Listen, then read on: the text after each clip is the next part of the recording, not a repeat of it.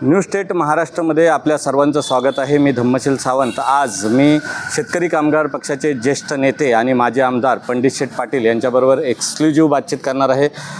Sir, काय सांगाल, ज्या पद्धतीनं सत्यशोधक चळवळीमधून शेकापची निर्मिती झालेली आहे। शेकाप मुळातच कामगारांच्या, कष्टकऱ्यांच्या, शेतकऱ्यांच्या, श्रमिकांच्या खांद्यावर या ठिकाणी पक्षाची जी मजबूती आहे ती उभी आहे आणि आता ज्या पद्धतीनं येत्या काही काळामध्ये शेतकरी कामगार पक्षाची संघटनात्मक जी घसरण होत आहे याबद्दल काय सांगाल आणि एकूणच आगामी निवडणुकीच्या संदर्भामध्ये आपली रणनीती काय आहे? शेतकरी कामगार पक्ष स्थापनेमध्ये बरेच दिग्गज नेते होते। भाई उद्धवराव पाटील होते, दाजीभाई देसाई होते, राऊत साहेब होते, दत्ता पाटील होते, दिबा पाटील होते, दिग्गज नेते होते। त्यावेळची राजकीय परिस्थिती वेगळी होती। आज महाराष्ट्रातील शहरीकरण भरपूर झालं आहे, कामगारांचे प्रश्न आणि बराच वर्ष शेतकरी कामगार पक्षात सत्तेपासून बाहेर असल्यामुळे कार्यकर्त्यांची अडचण निर्माण झाली।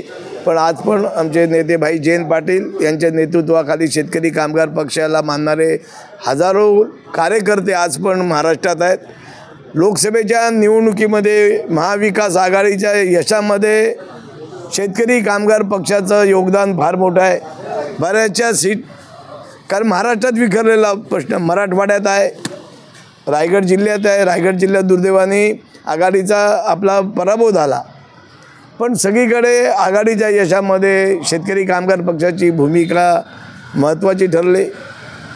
पण आज आघाडीमध्ये जर आघाडीचा मुख्यमंत्री, आता वाद चालला शिवसेनेचा मुख्यमंत्री काय काँग्रेसचा मुख्यमंत्री, पण आघाडीमध्ये काम करत असताना लहान लहान पक्ष आहेत। आम्ही आघाडीच्या मुलाखती बघत असतो, पण तिथे शिवसेना, काँग्रेस आणि शरद पवार गट यांच्याशिवाय दुसऱ्या नेत्यांचंच नाव घेत नाही। आता विधानसभेच्या निवडणुका या 2020 शेवटच्या ओव्हरमध्ये निकाल लागणार आहेत। लोकसभेच्या निकाल 34 मतांनी निवडून येते, 3000 मतांनी निवडून येते। आज विधानसभेच्या निवडणुकीमध्ये येणारे आमदार हे 15-20 मतांनी पण निवडून येतील, 100 मतांनी पण निवडून येतील। जर महाराष्ट्रामध्ये जर पुरोगामी विचारसरणीचं सरकार आणायचं असेल तर प्रमुख जे पक्ष आहेत, शिवसेना आहेत, उद्धवसाहेब ठाकरे आहेत आदरणीय, शरदचंद्रजी पवार आहेत, काँग्रेसचे नेते आहेत पटोले साहेब, यांनी सगळ्या लोकांना एकत्र घेऊन काम करायला पाहिजे। सत्ता पहिली हस्तगत करायला पाहिजे, मग मुख्यमंत्रीपदासाठी वादविवाद घालायचा आहे। पण मी आमदार होतो, मी शेतकरी कामगार पक्षाच्या माध्यमातून मराठवाड्यात काम केलेला कार्यकर्ता आहे। बऱ्याच वर्ष मी राजकारणात आहे। शेतकरी कामगार पक्षाला मानणारे हजारो कार्यकर्ते आज मराठवाड्यात आहेत आणि ते निर्णायक मत आहे। माझी आघाडीच्या नेत्यांना मागणी आहे, 1 तीळ 7 जणात वाटून खा। सगळे लाडू तुम्ही तिघांनी खाल्लेत तर महायुतीला पाडणं अशक्य कोटीतली गोष्ट आहे। त्याच्यापेक्षा आपलं मेजॉरिटी आणा, मग मुख्यमंत्री कोण आहे ते ठरवायचा। आतापासूनच आज आम्ही आघाडी म्हणून लोकसभेला लढलो, पण रायगड जिल्ह्यामध्ये काँग्रेस पक्षाने तिकिटाचं मागणी केली, शिवसेनेने मागणी केली। शेतकरी कामगार पक्षाचा खासदार या रायगड जिल्ह्यातून अनेक वेळा निवडून आला। आम्ही बिनशर्त पाठिंबा शेतकरी कामगार पक्षाच्या नेतृत्वाने शरदचंद्रजी पवार यांच्या नेतृत्वाखाली आघाडीला दिला, पण निवडून आल्यानंतर त्यांचा परफॉर्मन्स, त्यांचा आघाडीकडे बघण्याचा दृष्टिकोन योग्य दिसत नाही। आज निवडणूक 10-15 दिवसावरती आलेले आहेत, अजून तिकीट वाटप नाही। लहान पक्षाला जर तिकीट योग्य सन्मान दिला नाही तर आघाडीच्या यशामध्ये निश्चित अडचणी निर्माण होतील असं माझं प्रामाणिक मत आहे। शेतकरी कामगार पक्षाचा विचारसरणीचा पक्ष आहे, आज पण हजारो कार्यकर्ते आहेत, पण शेवटी विचार चालत नाही, लोकांना सत्ता पण चालते। आणि महायुतीने शेवटच्या टप्प्यामध्ये लोकांच्या हृदयात जाणाऱ्या गोष्टी केलेल्या आहेत, त्याच्यामुळे ही काटेची टक्कर आहे।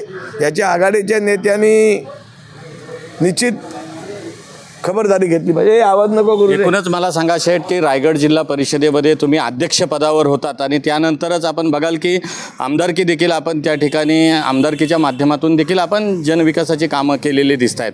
मात्र आता सध्या विधानसभा निवडणूक जी आगामी येते त्यामध्ये तिकीट वाटपावरून शेकापमध्ये अंतर्गत काही बंडाळी आणि वादविवाद सुरू असल्याचं, संघर्ष सुरू असल्याचं म्हटलं जातं आहे। काय तथ्य आहे नेमकं? नाही, शेतकरी कामगार पक्ष हा पुरोगामी विचारसरणीचा लोकशाहीचा पक्ष आहे. प्रत्येकाला पक्षामध्ये तिकीट मागायचा अधिकार आहे. भंडारी वगैरे काही नाही.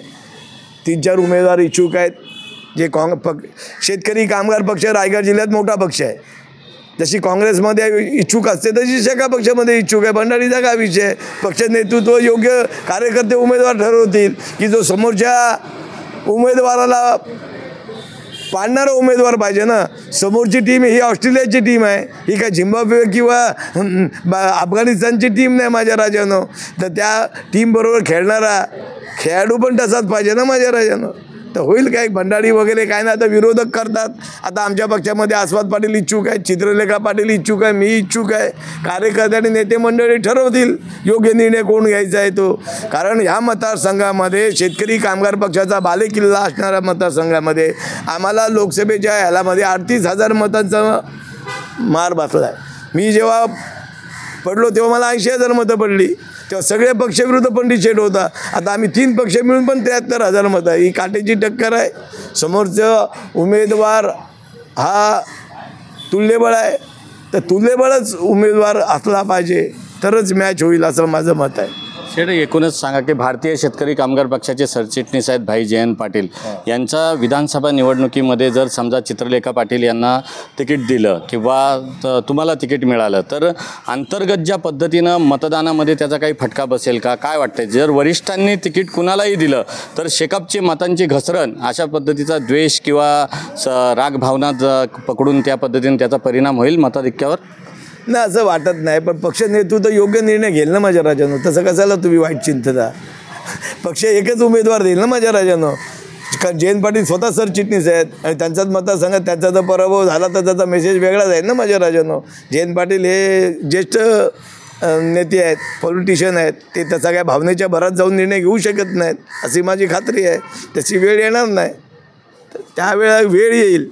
एक लक्षात घ्या, क्रिकेटची मॅच चालू आहे आणि अचानक पाऊस पडला तर ओव्हर कमी होतात ना माझ्या राजानं.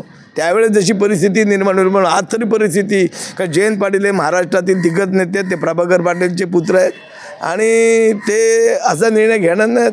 सगळ्या कार्यकर्त्यांवरती चालणारा पक्ष आहे ना माझ्या राजानं. शेतकरी कामगार पक्ष म्हणजे एक व्यक्तीवरती शिवसेनेसारखा पक्ष नाही ना माझ्या. आदेशावरती चालत नाही. हा कार्यकर्त्याच्या टीमवरती चालतो.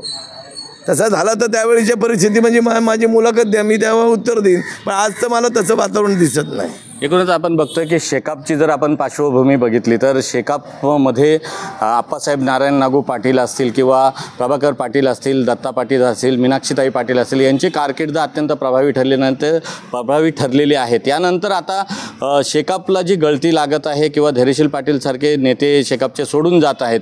अनेक नेते संपूर्ण जिल्ह्यामध्ये शेकापला सोडून जाण्याचा प्रयत्न करत आहेत. ही गळती थांबवण्यासाठी भविष्याच्या काळात संघटनात्मकदृष्ट्या पंडित पाटील काय भूमिका घेते? आमचा प्रयत्न आज पण चालू आहे. एक लक्षात घ्या, शिवसेनेसारखा आदेशावर चालणारा पक्षामध्ये पण गळती झाली. पूर्वी हे नुसतं शेका पक्ष तुम्ही हायलाईट नका करू. सगळ्या पक्षात स्वार्थ हा सगळ्या पक्षामध्ये गेलेला आहे.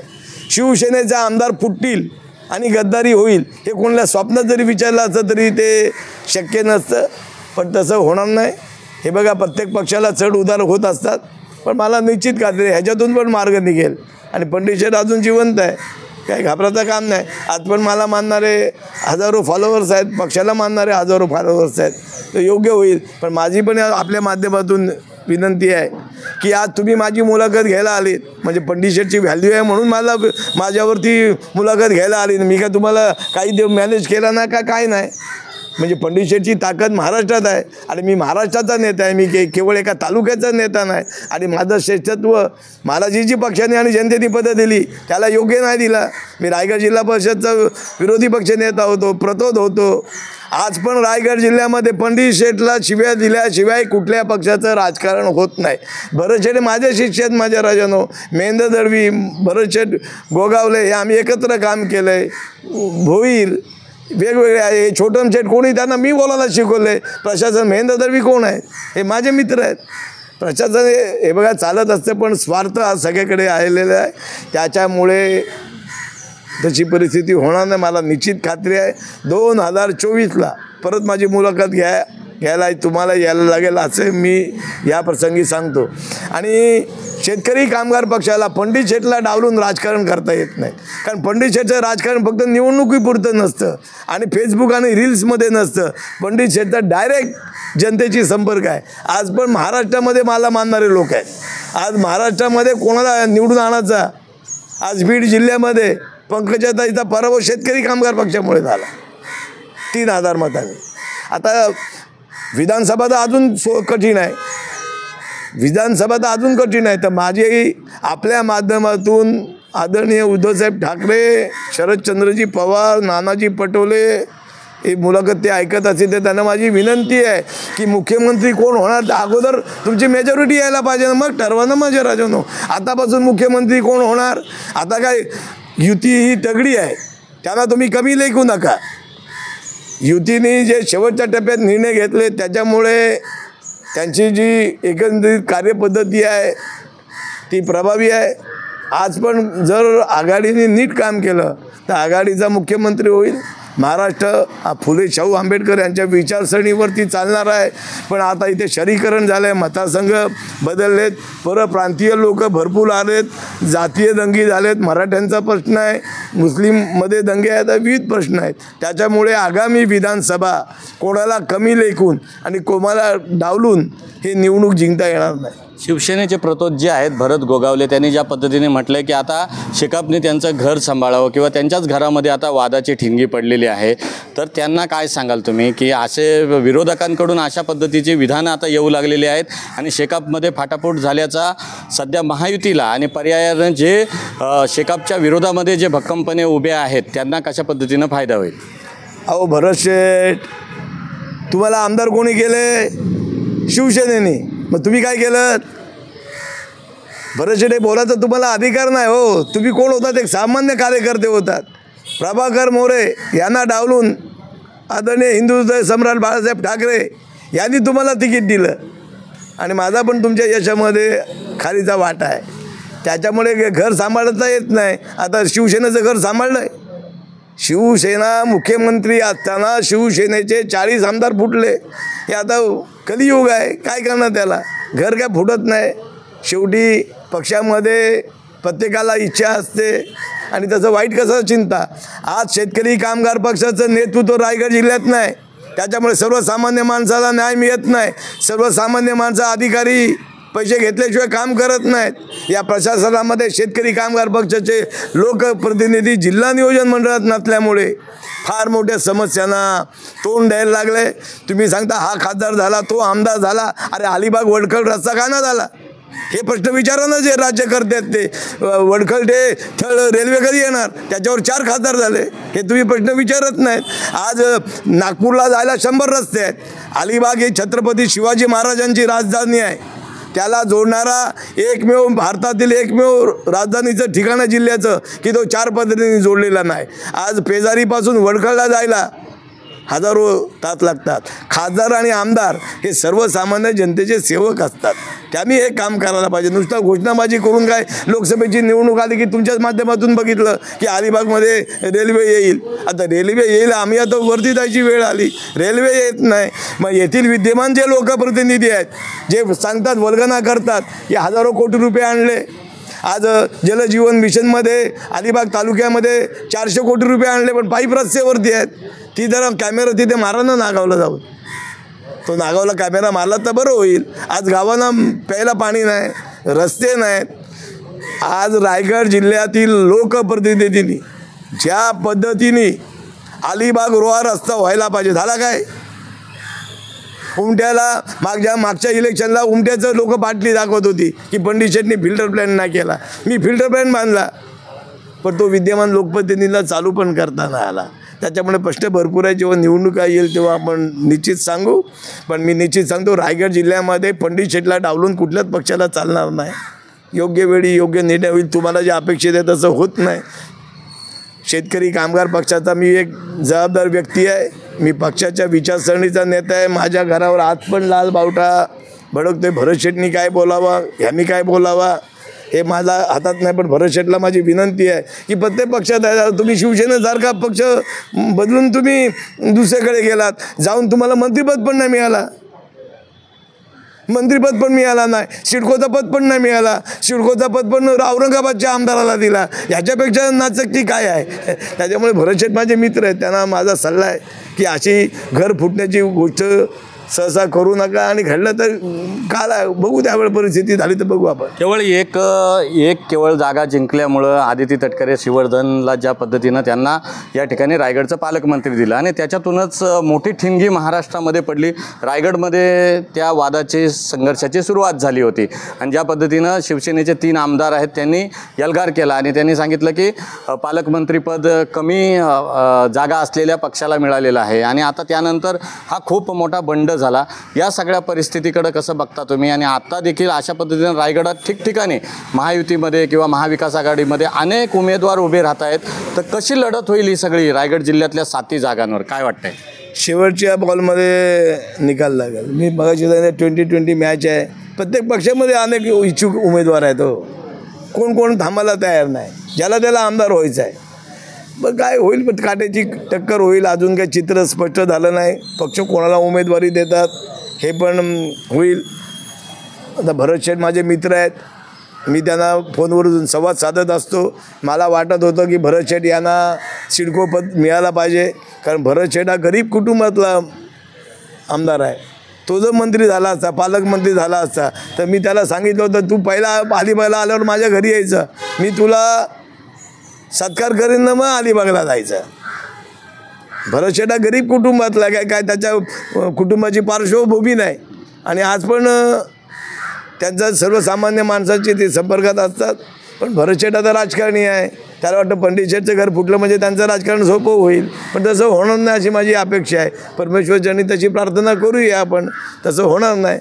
शेठ, माझे शेवटचे 2 छोटे प्रश्न. मागील निवडणुकीमध्ये म्हणजे ह्याच्या अगोदरच्या निवडणुकीमध्ये आपण खासदारकीला सुनील तटकरे साहेबांच्या सोबत या ठिकाणी होतात, म्हणजे आघाडीमध्ये होतात. आता परिस्थिती बदलली, आता तुम्ही अनंत गीते यांच्यासोबत होतात आणि अनंत गीते यांचा पराभव झाला. सुनील तटकरे यांना जिल्हा परिषदेमध्ये देखील आपण सामावून घेतलं, म्हणजे राष्ट्रवादीला पर्यायानं. त्यानंतर आता सध्या परिस्थिती बदलली आणि आपण उद्धव ठाकरे शिवसेनेला मदत केलीत. या सगळ्या घडामोडीमध्ये, ह्या सगळ्या प्रक्रियेमध्ये, वरिष्ठांच्या तुमच्या निर्णय प्रक्रियेमध्ये शेका पिछाडीवर गेलाय का? काही निर्णय चुकलेत? नाही, आता काय झालं आहे, रायगड जिल्ह्यामध्ये जी उद्धव साहेबांची शिवसेना आहे त्याचं वर्चस्व कमी झालं आहे, शिंदे गटाचं वर्चस्व वाढलं, ही वस्तुस्थिती आहे. कारण उद्धव साहेबांच्या शिवसेनेला रायगड जिल्ह्यामध्ये आता नेतृत्व नाही. जी महेंद्र दळवी आणि भरत शेठ गोगावले यांनी जी ओरिजिनल शिवसेनेची मतं त्यांच्याकडे नेली, त्याच्यामध्ये काही घट झाली नाही, हे लोकसभेला दिसलेली आहे. त्याच्यामुळे आता जी परिस्थिती आहे, प्रत्येक पक्षामध्ये आज शिंदे सेनेकडे दिग्गज नेते आहेत. भरत शेठ गोगावले स्वतः 3 वेळा आमदार झालेले आहेत, महेंद्र दळवी आहेत, महेंद्र थोरवे आहेत, आणि त्यांची बाजू आज शिवसेनेमध्ये बघायचं झालं तर शिवसेनेमध्ये आहे. महाविकास आघाडीने रायगड जिल्ह्यातला तिढा तात्काळ सोडवला पाहिजे.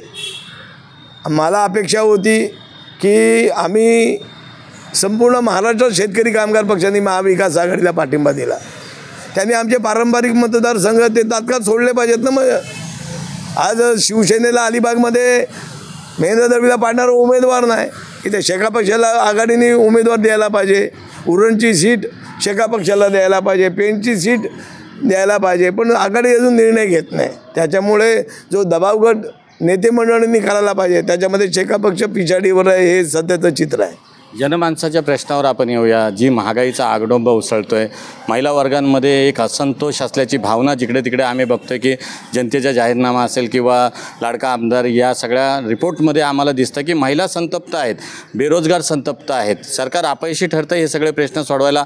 महिलांवर अन्याय अत्याचाराच्या घटना दिवसेंदिवस वाढत आहेत, युवतींवर अन्याय अत्याचाराच्या घटना वाढत आहेत.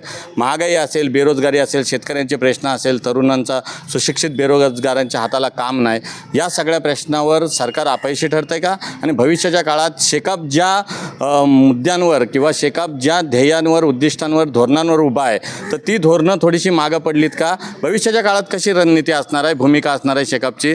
शेतकऱ्यांसाठी आंदोलनात्मक भूमिका असेल, जनसामान्यांसाठी?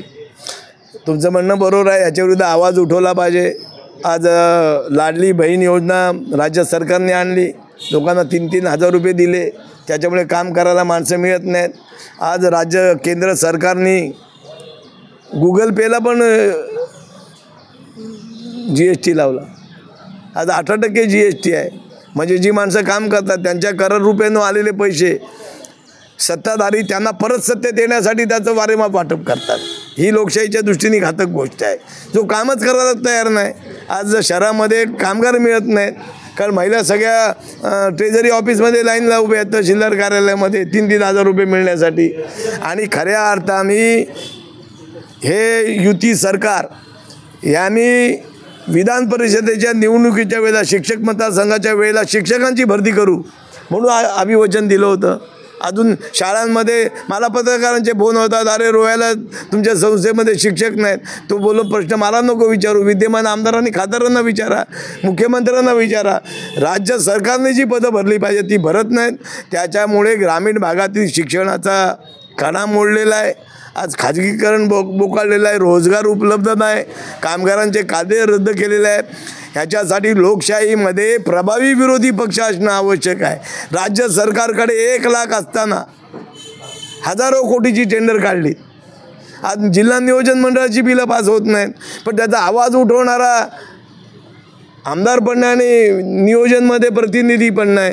पत्रकार मंडळींना अजित पवार सकाळी उठले ते इकडे गेले हे दाखवण्यापेक्षा ह्या गोष्टीवरती जनतेचं प्रबोधन करायला पाहिजे. माझ्या राजानो, आज हजारो कोटीची बिलं ठेकेदारांना द्यायची आहेत.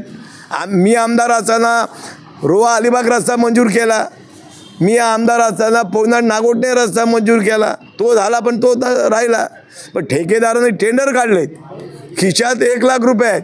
आज अल्पसंख्याकांच्या मंत्र्यांच्या PAला मी फोन लावला, साहेब आमची कामं जरा मंजूर करा. अरे पंडित शेठ 100 कोटीची कामं मंजूर केलीत, त्यांना अजितदादा पैसेच देत नाही.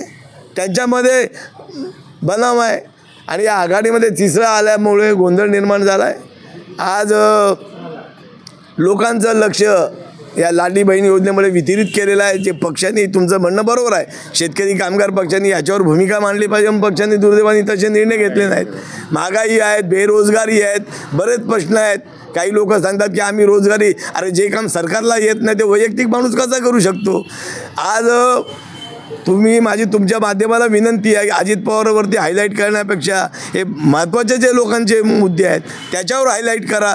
शाळांमध्ये शिक्षक नाहीत, त्याच्यानंतर महाविद्यालय कॉलेज आहेत त्यांना शिक्षक नाहीत, त्यांना सुविधा नाहीत. आणि राज्य सरकार, मी अनेक राज्यात फिरत असतो, पण आज राज्यकर्ते महाराष्ट्रात ते सांगतात की देशामध्ये आपला महाराष्ट्र पुढे आहे. पण आपण जे गरीब राज्य आहेत त्यांच्याकडे बघितलं तर सगळ्या सुविधा आहेत. आज ST आहे, तर अलिबागून पेणला जायला गाडी कधी पंक्चर होईल त्याचा भरोसा नाही. तर शेकापने जे आता रोजगार निर्मितीसाठी जे काही पहिलं पाऊल टाकलं होतं, शेकापच्या माध्यमातून अनेकांना रोजगार मिळाला, हे जरी वास्तव खरं असलं तरी आता रायगड जिल्हा मध्यवर्ती सहकारी बँकेमध्ये अनेक मुलांना, सुशिक्षितांना रोजगार मिळणार होता. हा खोडा नेमका कोणी घातला? आता भरत शेट्टी पत्र दिलं ना, काय सांगाल त्याच्यावर? अरे एक तर राज्य सरकार करत नाही. जयंत पाटील पदं भरत होते, त्याला आता बोलते इलेक्शन आलं आहे, मला ह्याच्यासाठी सोनारांनी कान ठेवताचे असतात. मी मगाशीच सांगितलं तिथे योग्य प्रतिनिधी असले पाहिजेत. खासदार झाले, आमदार झाले, विषय संपतो. पण सर्वसामान्य लोकांच्या तोंडातला हात ज्यांनी घालला त्याला परमेश्वर अक्कल शिकवेल. जी भरती प्रक्रिया जयंत पाटील यांनी केली होती, निवडणूक असो, शेवटी राज्यकर्ता असतो. जशी एकनाथ शिंदेनी लाडली बहीण योजना आणली, तशी जयंत पाटलांनी निवडणुकीच्या वेळेला भरती प्रक्रिया केली. त्यांची काय चुकी आहे? भरती तर करायचीच आहे. पण माझी विनंती आहे नाना पटोले यांना की त्या सहकार सेक्रेटरीला विचारलं पाहिजे, तुम्ही याला कुठल्या मुद्द्यावर स्टे दिला? नाना पटोले वडेट्टीवार विरोधी पक्ष नेते आहेत, ते माझे मित्र आहेत. बोला बोला बोला, तुम्ही बोला, कंटिन्यू. अरे विजय वडेट्टीवार माझे मित्र आहेत. त्यांना सांगा की सहकार सेक्रेटरीला विचारा, रायगड मध्यवर्ती बँकेच्या भरती प्रक्रियेला का तुम्ही स्टे दिलात? मी जर आमदार असतो तर त्या सेक्रेटरीची ताकद झाली नसती. याच्यासाठी लोकशाहीमध्ये विरोधी पक्ष असणं आवश्यक आहे, आणि जो विरोधी पक्ष आहे तो मॅनेजेबल नसला असला पाहिजे. मी रायगड जिल्हा परिषदेचा विरोधी पक्ष नेता होतो. मला विचारल्याशिवाय अध्यक्षाला सही पण करता येत नव्हती, पण दुर्दैवाने महाराष्ट्राच्या विधानसभेतला विरोधी पक्ष नेता. तुम्ही म्हणता की एका बाजूला एक शेवटचा प्रश्न शेठ, तुम्ही म्हणता की ज्या पद्धतीनं रील्स असतील, फेसबुक असेल, ट्विटर असतील, याच्यावर आपल्याला आमदार होता येत नाही.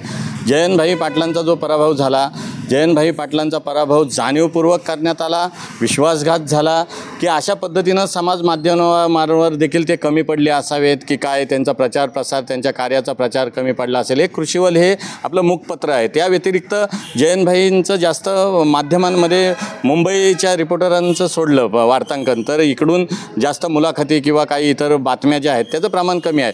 तर ह्या सगळ्याकडे कसं बघतात? देशाचे पंतप्रधान असतील, नरेंद्र मोदी साहेब असतील, किंवा एकूणच सर्वच नेते महायुतीतले, महाविकास आघाडीतले, इंडिया आघाडीतले, हे जे बातम्या येतात, वृत्तपत्र येतात, त्याच्यातून त्यांचं काम किती करतात, विकास कामं किती करतात, त्याचा कानोसा जातो. तर हे सगळं रील्स वगैरे हे महत्त्वाचं आहे का? आणि जयंतभाईंचा पराभव जो आहे तो याच्याकडे कसं बघता? शेकापला संपवण्याचा घाट कोण घालतंय? हे बघा, जयंत पाटलाला प्रसिद्धीच्या माध्यम त्याला आवडत नाही. तो जुना कार्यकर्ता आहे, स्वतः काम करत असतो, आठवत असतो, स्वतः काम करत असतो. आता हे ट्विटर आले. जयंत पाटील हा जुन्या पिढीतला कार्यकर्ता आहे आणि पहिल्यापासून तो प्रसिद्धीच्या बाजूला असतो. पण आज महाविकास आघाडीच्या नेत्यांना जयंत पाटील यांचा पराभव केला, हा मला पण खटकला. मी 1 महिना झोपलो नाही. का जयंत पाटलाचा पराभव हा महाविकास आघाडीने फार मोठी चूक केली. कारण जयंत पाटील आणि ते कोण मिलिंद नार्वेकर यांची बरोबरी होऊ शकत नाही ना. शरद पवार यांनी 10 मतं दिली, पण आदरणीय नेते शरद पवार यांची पण जबाबदारी होती, बाकीची पण मतं मिळाली पाहिजेत. जयंत पाटील हे दिग्गज नेते होते, अनेक वेळा ते निवडून आले होते, त्यांना अपेक्षित होतं. पण ऐन वेळेला काही लोकांनी फसवलं त्यांना. ऐन वेळेला काँग्रेस पक्षाची मतं फुटली, जी अपेक्षा मतं होती, आणि हितेंद्र ठाकूर यांनी त्यांना आश्वासित केला होता. जयंत पाटलांचे बरेच मित्र होते, पण ऐन वेळेला पडला. पण शेवटी पराभव असतो. पण जयंत पाटील यांचा पराभवामुळे महाराष्ट्राच्या पुरोगामी चळवळीला आणि शेतकऱ्यांच्या चळवळीला, कारण जयंत पाटीलला बेधडक बोलणारी व्यक्ती होती आणि गरिबांचे प्रश्न ते मांडत होते, त्याच्यामुळे निश्चित नुकसान होईल. माझी अपेक्षा होती की महाविकास आघाडीच्या नेत्यांना आपण जर नीट कॅल्क्युलेशन केलं असतं तरी जयंत पाटील निवडून येत होते. का आपल्याला अन्य लोकांची मतं घ्यायची गरजच नव्हती. आमच्या पक्षाचे जे आमदार होते त्यांनी पण मतदान नाही केलं जयंत पाटलाला, आणि त्यांच्या भरोश्यावर जयंत पाटील राहिले, त्यांनी ऐन वेळा फसवला.